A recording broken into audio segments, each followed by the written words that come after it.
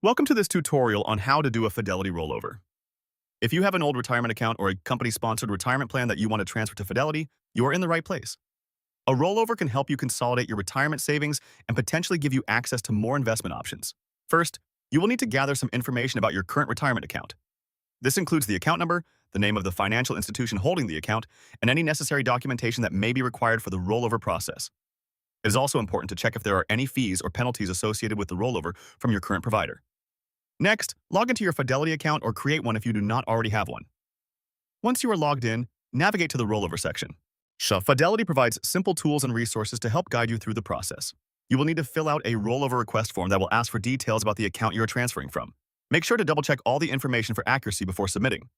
Finally, after you submit your rollover request, it usually takes a few days for the transfer to be complete. You may also receive confirmation from both Fidelity and your old retirement account provider. Once the funds arrive in your Fidelity account, you can begin exploring the investment options available to you. If you have any questions or need assistance during the process, Fidelity's customer service team is available to help. Thank you for watching, and good luck with your rollover.